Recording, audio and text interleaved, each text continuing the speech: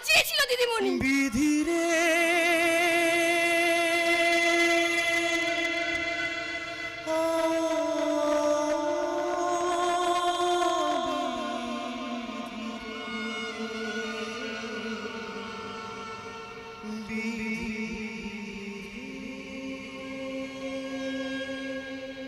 এসব তুমি কি বলছো সাথী? হ্যাঁ অমরদা ঠিকই বলছি। এরপরে ওই ছেলেটাকে তুমি বাজে গুন্ডার বলবে দিদিমণি? সাথী যা বললো তা কি সত্যি? কই কই এত বড় ঘটনার কথা ড্যাডি তো আগে আমাকে কখনো বলেনি। তাহলে কি তুফান সত্যি? দিদিমণি আমার কথাগুলো তোমার বিশ্বাস না হলে তুমি কর্তাবাবুকে জিজ্ঞাসা করে দেখো, আসল উত্তর তুমি পেয়ে যাবে। আরে শহর গ্রামে তুলনা করে কেন কেন আমাদের সুসম্পর্কগুলো খারাপ করবো বন্যশিকাদি? ভালো মন্দের পার্থক্যটা আমিও বুঝি অমর, কিন্তু আত্মসম্মান বন্ধক রেখে আমি কোনো কেউ সম্পর্ক কিনতে চাই না। আমার কাছে আত্মমর্যাদা অনেক বেশি দামি। আমি জানি দিদিমণি, তুমি শুধু জেদি নাও, প্রচন্ড অহংকারী। সাথে দিদিমণি সাথীকে তুমি চোর মারলে বন্যশিকাদি? মারলাম মারলাম মারলাম মারলাম, কারণ একটা কাজের মেয়ে নিজের লিমিটেশন সম্পর্কে জ্ঞান থাকা দরকার। তাতে আমি কিচ্ছু মনে করিনি। বাড়ির কাজের মেয়ে বেচাল কথা বললে মালকিন তো শাসন করবে।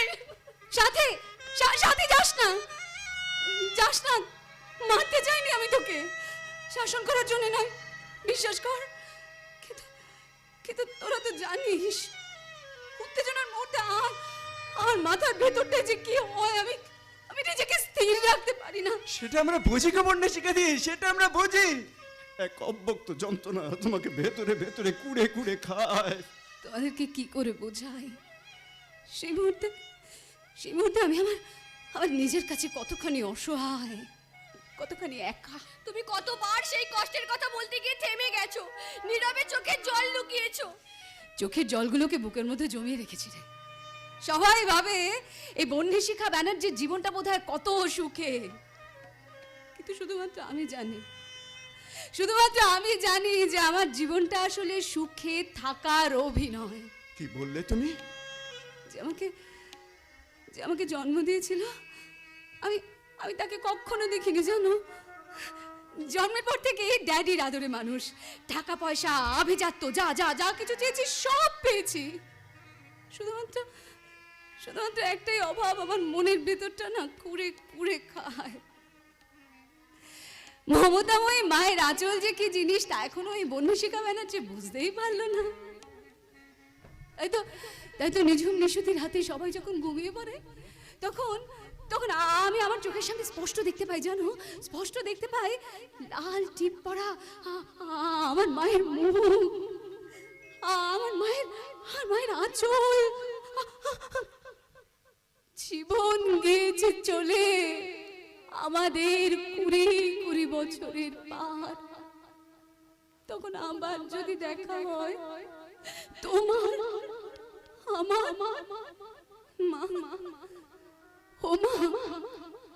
মা গো,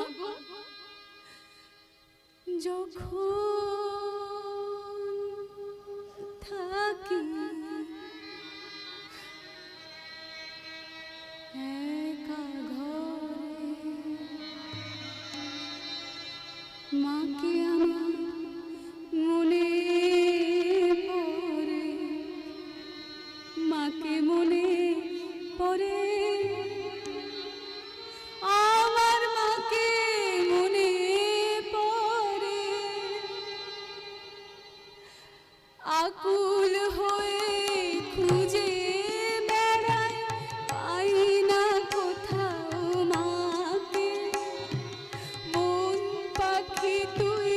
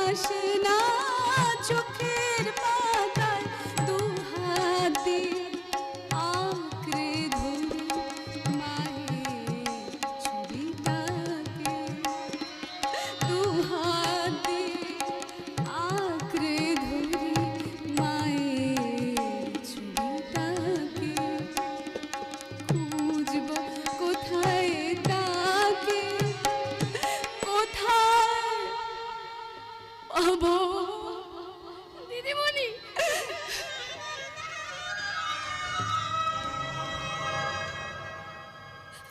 দিদিমণির কষ্ট দেখে আমার বুকের ভেতরটা হাহাকার করে ওঠে অমরদা। হ্যাঁ রে, মানুষের বাইরেটা থেকে বোঝা যায় না রে, এই মনের মধ্যে কি যন্ত্রণা লুকিয়ে থাকে রে। মন নিয়ে কথা বলাটা তোমার মানায় না অমরদা। আমার অপরাধ অনেক, অজস্র, অসংখ্য। যেমন একটা শুনি। সেদিন রথের মেলায় নিয়ে যাবে বলে কোথায় যে ভ্যানিশ হয়ে গেলে আমি বুঝতেই পারলাম না। আরে বাবা, আমার দোষ কোথায়? ওই রথের মেলার দিন দুখানা আমার বিয়ের সম্বন্ধ এসে গেল। বাবা, দুখানা? নাম্বার 1 মধুশ্রী, আঙুর আঙুর চোখ, ওই চোখে আমি লাল লঙ্কা গুঁড়ো ছিটিয়ে দেব। Number 2 miss Pamela.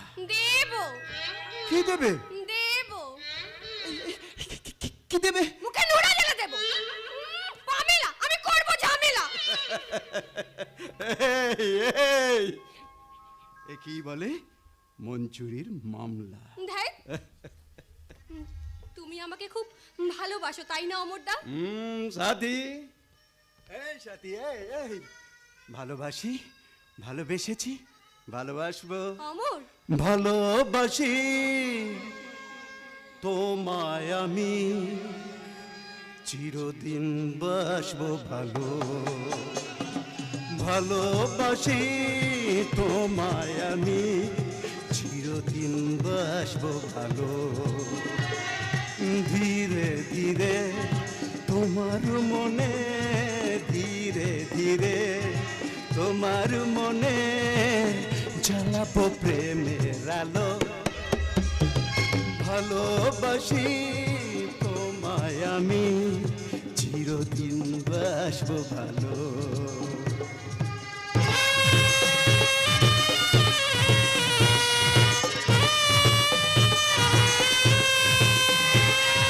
সাথী হয়ে এসেছো কাছে, আমাকে আপন করো,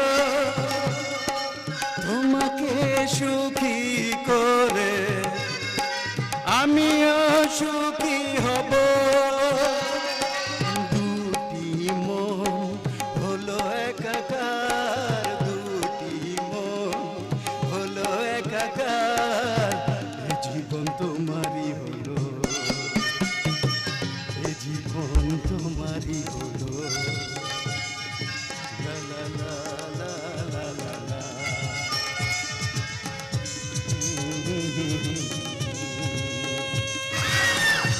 আরে কি হলো কি? অমন করে চিৎকার করে উঠলে কেন? ওই অন্ধকারের মধ্যে দেখতে পেলাম। কি কি দেখতে পেলে? একটা মুখোশ পরা মুখ। কি বলছো তুমি?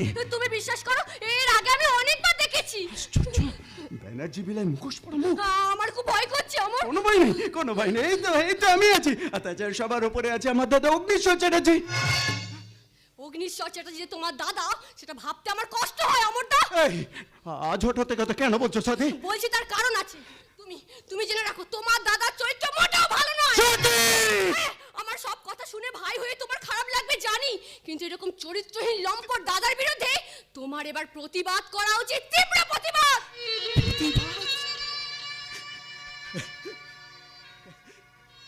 আরে আরে তোমার কথাগুলো শুনে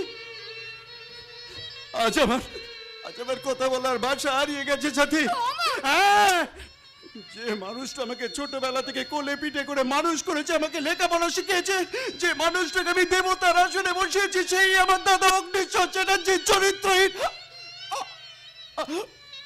ভাবতে গেলে আমার মাথাটা কেমন করছে, পায়ের তলায় মাটি কেঁপে উঠছে।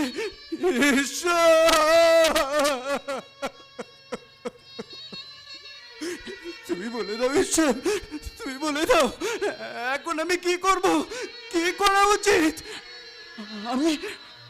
আমি পাগল হয়ে যাব, আমি পাগল হয়ে যাব যদি আমি পাগল। অমরদা উদ্ভ্রান্তের মতন চলে গেল। তাহলে কি আমি আসল সত্যি বলে ভুল করলাম? না না, আমার তো কোনো উপায় ছিল না। অনেকদিন ধরে লক্ষ্য করছি অগ্নিশ্বর চ্যাটার্জির জঘন্য মানসিকতা, সে নির্লজ্জভাবে আমার শরীরটাকে ছোঁয়ার জন্য।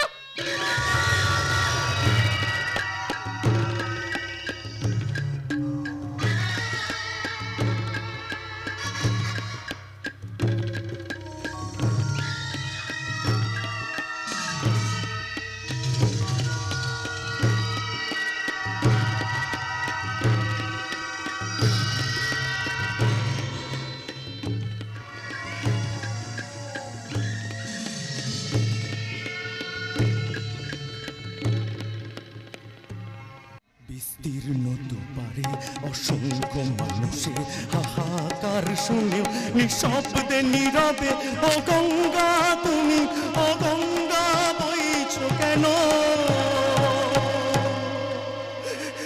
ও বিচার চাই একটা একটা ফুলের মতো নিষ্পাপ মেয়েকে যে জানোয়ার ধর্ষণ করেছে আমরা তার কঠিন শাস্তি চাই। শাস্তি যদি না পায় তাহলে উত্তর দিকে স্বাধীন ভারতের আইন আমরা ধর্ষিতা সাথীকে নিয়ে যদি রাজপথের অনশনে বসি সেটা কি খুব অন্যায় হবে? তাহলে জবাব দিক ভারতীয় সংবিধান। আমরা যদি সাথীর জন্য মিছিল করি আগুন জ্বালাই তাহলে কি খুব একটা ভুল করা হবে? কেউ দেবে না উত্তর। এখানে কুকুরের বাচ্চা মারা গেলে কান্নাকাটি হয়, অথচ অথচ খুন ধর্ষণ হলে নির্বিকার থাকে সমাজ। আজকে সমস্ত নোটের বান্ডিলে চলে, নালে যে বাড়িতে এত বড় একটা কাণ্ড ঘটে গেল সেই ব্যানার্জি ভিলার বিরুদ্ধে অভিযোগের আঙুল তোলার কেউ নেই। মিচিং আঙুল তুলবে কেন? ব্যানার্জি বিলায় একটা দুর্ঘটনা ঘটেছে বলে কি এর জন্য তারা দায়ী নাকি? দায় টাকার সেটা আইনের প্রশ্ন, কিন্তু মানবিকতার বিচার ওই ব্যানার্জি ভিলা দায়িত্ব এড়াতে পারে না বাবা। এই যা জানিস না আপনি কোনো মাথা ঘামাবি না। বলি তারা তো কোনো কর্তব্যে ত্রুটি রাখে না। কি করেছেন ওনারা শুনি? মুখে শুধু সাহায্যের কথা বলেছে, আর যদি দোকানদার না থাকতো তাহলে সাথী বিনা চিকিৎসায় দিলে দিলে শেষ হয়ে যেত। এই মিচিং তুফানের ঋণ কোনোদিনও শোধ করতে পারবো না। আমার বোনকে সুস্থ করে তুলতে সেদিন থেকে ও হাসপাতালেই পড়ে আছে। এতে এতে প্রশংসা করা কি আছে নিবারণ? আজকের দিনে স্বার্থ ছাড়া কেউ কার কোনো উপকার করে না। নিজেকে দিয়ে দুনিয়াটা বিচার করো না বাবা।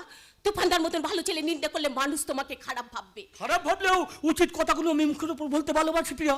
তাই যদি হবে তাহলে আমার বোনের উপরে ঘটে যাওয়া পাশবিক অত্যাচারের পরেও মুখে তুমি কেন কুলো পেটে বসে আছো মন্ডল কাকা? কি বললি নিবারণ? বরং তো ঠিকই বলেছে, তুমি চিরকাল নিজের বিবেককে বাদ দিয়ে ব্যবসাটাকে বড় করে ভাবলে। এই মিচিং নিজের বাবাকে ছোট বাবার শিক্ষাটা কি ওই তুফানে পাঠশালায় পড়ে শিখেছিস নাকি? তুফানকে নিয়ে ব্যঙ্গ করলে তুমিও সবার কাছে বিদ্রোহের পাত্র হয়ে উঠবে মন্ডল কাকু। তুমি কি একবারও ভেবেছো আমার বোন সাথীর ভবিষ্যৎ কি হবে? নিবারণ নিবারণ তো ঠিকই প্রশ্ন তুলেছে। ধর্ষণ, খুন, নারী নির্যাতন এগুলো তো আজকের সমাজে সবচেয়ে বড় উপহার বাবা। তাই তো সাথীর অবস্থা দেখে মনে হয় এই নারী দিবস মানে হলো বাচ্চা পালানোর একটা খেলনা দিয়ে আজ নারীদের সারা জীবনের কান্না ধোয়ানোর দিন। কিন্তু আমার বোনের কান্না ধোয়ানোর জন্য কেউ তো এগিয়ে আসবে না। তাই তো দিন রাত ভাবছি কে কে আর আমার বোনটাকে বিয়ে করবে, কে নেবে দায়িত্ব? আমি নেব দায়িত্ব। তুমি? হ্যাঁ, কারো কোনো আপত্তি না থাকলে আমি সাথীকে বিয়ে করতে রাজি আছি। সত্যি? বিয়ে? এত কিছু জানার পরেও তুমিও ধর্ষিতা তাকে বিয়ে করবে আমর? কেন করব না? এ ঘটনার জন্য তো সাথী দায়ী নয়। একটা নরকের কৃমিকীটের জন্য সাথীর নিষ্পাপ ভালোবাসাকে আমি বলতে পারবো না। সাবাস বন্ধু সাবাস, তোমার এই নিষ্পাপ ভালোবাসাকে আমি স্যালুট জানাই। স্বার্থের দুনিয়ায় অসহায় সাথীর পাশে থেকে তুমি প্রমাণ করে দিলে যে সস্তার বাজারে প্রেমের চাহিদা থাকলেও হিসেবের দাঁড়িপাল্লায় তোমার এই সত্যিকারের ভালোবাসা কখনো হার মানবে না। এই মিচিং কিসের হার? কিসের হার, কিসের জিত? একটা সম্ভ্রান্ত বংশের ছেলে অমর ধর্ষিতা সাথে কি বিয়ে করে কি তার মান সম্মান সব খোয়াবে নাকি? বেশ, তোমার কথাই মেনে নিলাম। আচ্ছা মলয় মামা, আর যদি তোমার এই মেয়ে নিষ্পাপ প্রিয়াকে কোনো নরপশু তার নারকীয় অত্যাচার চালিয়ে কামনা বাসনার থাবায় তার শরীরটাকে ছিন্ন বিচ্ছিন্ন করে রাস্তায় ছুঁড়ে ফেলে দিয়ে যেত, তখনও কি তুমি এসব কথাগুলো বলতে পারতে? এই তুফান, জানিস কাকে কি বলছিস? শুধু কথা শুনে গায়ে জ্বালা ধরে গেল। তাহলে একবার ভেবে দেখো তো, এই ছেলেটা কত আশা নিয়ে কত স্বপ্ন নিয়ে তার বোনটাকে বড় করে তুলেছিল, ওই রাস্তার কুত্তাগুলো তাকে ছিঁড়ে কুটে খাবে বলে। এসব দেখে কি তোমার মায়া হয় না? তোমার একটু বিবেক জেগে ওঠে না? তুমি কি রক্ত মাংসের মানুষ, নাকি মান আর হুঁশ হারিয়ে তুমি ফিরে গেছো বন মানুষের দলে?